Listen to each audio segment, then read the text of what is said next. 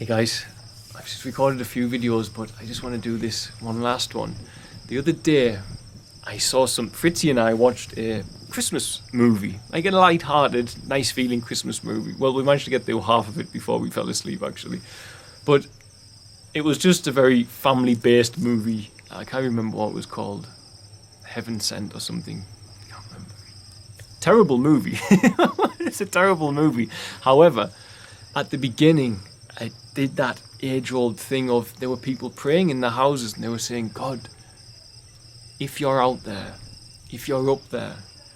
And it brought something up in me because this is something as a child, I used to do this. When I was younger, I'd go, God, if you're up there, can you? And I separated God from myself and I used my words. Now what's wrong with that is that we are light embodying a physical body. But this physical body exists inside a vibrational field.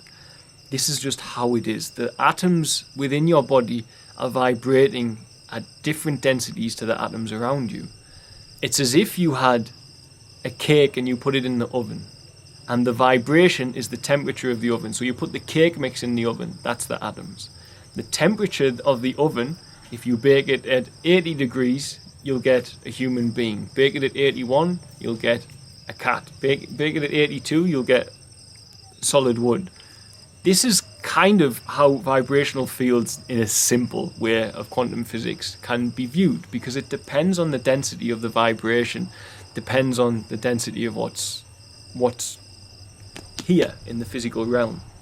It's much more complex than that, because it's also based on the manufacturing of that reality within yourself when the light is digested, if you like, by your mind and your eyes. So it's much more complex than that. That's an easy way to describe it. Now, within that, we understand that we are vibrational beings. We simply are. This is the reality you live in. Sound is a vibration. Light comes to you on its angles, and within there, you are becoming nothing but a receptor of the vibratory sources of energy that are around you. Now, if we always say, God, if you're up there, we disconnect ourselves, and what we actually don't realize is that to truly reach the higher levels of prayer, then we need to change the vibration of ourselves and also the mechanics, if you like, the functioning of our body to be able to do that. Now, it's a good way to look at it is if you have a radio and you want to listen to old radios, you have AM and FM. If you've got it on AM and you say, oh, I want to hear FM, you won't hear it. But if you click it to FM, then you'll hear it. And if you pray to God from your AM thing, God might not hear that so well. But or he might hear it, but he can't respond to you because you're stuck in AM. He needs you to click to the FM radio so he can respond to you and you can hear. And that's where meditation comes in. That's where getting still comes in. That's where exercise and eating light comes in, so as you can lighten yourself up in your vibratory state. We've all felt lighter in ourselves. When you eat a big heavy meal and you stare at the TV for days on end, I've done this in my past life, as I call it, this is what you feel, heavy and bogged down, and you don't feel like doing much. But if you eat light and go for a run, if you don't eat anything and go for a run and you sit down, then you feel like you're the Buddha and you can speak to God much more easily. And this is how it works with you. You are a vibratory being. Now, this is my problem with the Christian teachings, is they've got everyone like this, dear God, dear God. In actual fact, when you look at what goes on in the faiths, in, say, the Hindu faith and Krishna, etc., they are very, very clear that you use your body as an antenna of prayer. You lift your energy up. And the thing is, Christianity taught us that too. It's just that the institution of Christianity isn't teaching it. The Bible teaches it, but the institution of Christianity is not. The Bible tells you to take no thought. It tells you to raise your vibration. It tells you to let thy eye be single. It tells you all of these things in an esoteric language, in a coded language. And when the church is separating God from you, you have a problem. Because if you can realize that you can go within and you can find a way to commune with God and hear God inside of yourself, then people begin to see the importance of sitting still.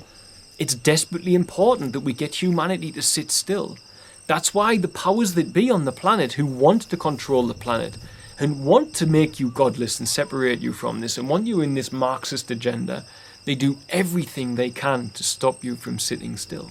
They feed you up with sugary drinks, knowing that you're not likely going to exercise, so you're going to be kind of jittery and needing to do something. They poison your children's brains with computer games. They poison you with TV and false light. They choose the light that you get instead of getting the light of the Lord into you. And all of these things stop you from sitting still. They put us in a system where we've got to keep going and we never have time to rest and to meditate because we need to feed our families in the system that they designed. You never get to sit still. And when you do sit still, that's when you get powerful. Because when you sit still, you realize that your body is an antenna of prayer and you can go within and you can reach God. And you can hear God. You can hear God. And I heard God. God told me to come here. And the wake of my life since I gave it to God and came here is my testament. It's my testament that it works. And those who are sitting preaching from a book and telling you to pray this way and telling you you're a worthless sinner and you should constantly beg forgiveness, never telling you to raise your vibration, never telling you, okay, yeah, humble yourself and say, yeah, I'm not good enough. That's a nice state of being to be in, to humble yourself, to say, I'm not good enough. It's true, I'm not as good as I could be, because that'll stimulate growth in you. That's great, but just to sit there and go, please God, come and sort it out. There are millions of Christians all over the planet doing that. But when they walk past a homeless person, do they reach in their pocket? When they see children hungry, do they bother doing anything? No, they go off and buy the new fancy car and buy all of the little trinkets to go on it so they can feed the pocket of a Satanist with more of their money. And this is where it's not working. You can't. Unless you realize that you are an antenna of prayer and the institutions of religion are going to tell you, God, if you're out there, God, if you're up there, then it's going to keep separating you further and further away from God. And as the global elite have shown us time and time again, that's what they want, because you're not powerful. But when you do find God and you find how your body works as an antenna of prayer, you balance your health, you balance your alkalinity, you balance your cell salts, you balance your emotions, you balance your spirituality, you balance your psychology. You become something desperately powerful. You become the hand of God. And if you don't feel that this is, or you feel this can't be correct, as I say, the wake of my life in the last few years is my evidence. I was useless. Ask anyone. I was taking drugs, chasing women, driving sports cars, hurting people around me, hurting friends and by telling lies, and I was just horrid. And I wasn't good enough, and I'm still not good enough. I can do better. I know I can. But since I turned it over to God, look what's gone on. I'm no longer a useless person driving sports cars and seeking drugs and material pleasures. I've done something I like to hope or feel in my heart, and I say as humbly as I can, worthwhile. Hundreds of children in school, children here learning to walk who would have been dead if we hadn't brought them, the disabled children, the rescue dogs. Everyone's happy, everyone's feeling good, and I get smiles and thank yous, and I'm well respected here in the community, whereas, what was I back in the West? What was I? Nothing. Because I didn't have God. And that's how they want you to be. And one of the key components to realizing that you are powerful, or to realizing your full potential, is in realizing that God's not up there. God's not out there. God's not this idea of a man on a cloud and no one can prove that he's there. God dwells within you. And it's the power and the faith and the belief in yourself through God that will achieve miraculous things on this planet.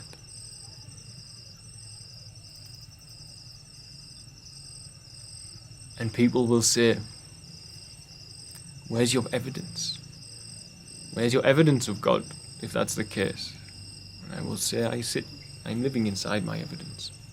Where's your evidence that there's benefits from saying that there's not one? Because I never ever, sadly, never see any atheist building stuff like this. If there are some out there, correct me. I'm not saying they can't, but I never see it. But I also never see any Christians here who believe in God, who are praying like this, God, please, we need your help, come and sort it out. I never ever see them building stuff unless they are disciplined and fasting and going within to speak with God. If they are just one of those people who say, please come and fix it for me, it never works. Because God's not up there. God's not out there. God's in everything, and if you divert your attention inward, you will find God. And you will become a vessel for prayer. You will become an antenna for prayer. You'll become what you're supposed to be. So don't pray that way. Don't say, God, if you're out there. By all means say, if you're there. But don't say, God, if you're up there. Go within yourself quietly. Raise yourself up. Raise your energies up and get still and get thoughtless. And then say, God, I'm here. I'm here and I'm yours. Do what you want with me. Because I've been useless without you. I haven't achieved much without you. So I'm here. And he will more than likely ask you to discipline yourself, so as he knows that he can make use of you.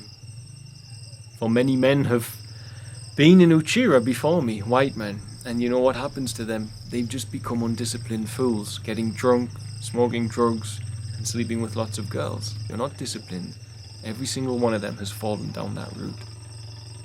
So it's no use coming to try and do things without discipline. It's no use coming to try and do things unless you found your union with God. And it's no use going prematurely. Once you find God, find your discipline so as he knows that you can serve him.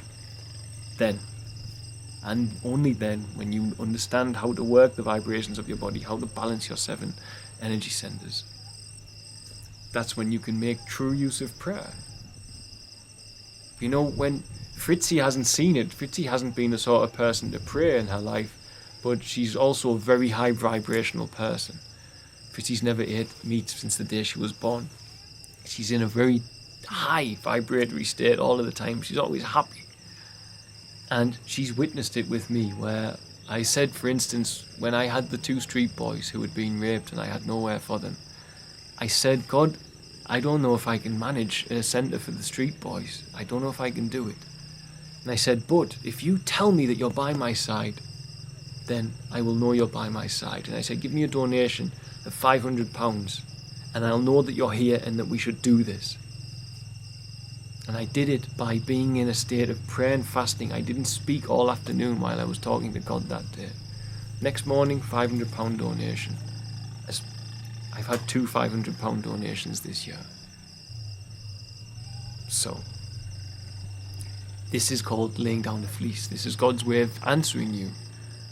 But if I just said, God, give me a sign that I should open the centre, and left it at that, how do I know what his sign's going to be? You know, you need to get still, and you need to understand that you're piercing something. And that's why in my recent videos I spoke about the Gnostic scriptures, the Nag Hammadi, who say that, which used to be heretical to say this, but they say a demigod created our reality and the true God abides in the reality above there. That's why you must raise your vibration to reach up and speak to those higher beings that live on a higher vibratory state than the physical plane we live in. In the other sense, you could just say, well, I'm human, and, you know, light beings are not human, so I need to also do that. I need to shut off my human body so I can speak to them. But however you want to view it, if you just want to say this is God's reality and this is a denser vibration than the light beings or God up above who will speak to you, which I presume God is pure light. So how are you going to get there by just shouting out? Maybe it's not going to get there in time. Sorry guys, my battery died. So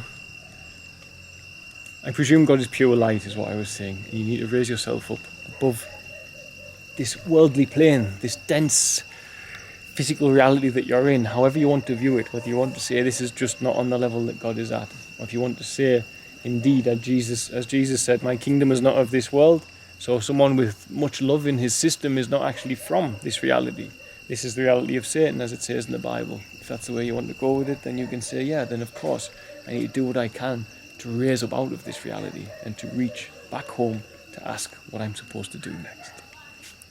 But if we just say, God, if you're out there, in my experience, you don't get heard as well. So, right, I'm gonna go because they're about to start howling. Much love, guys.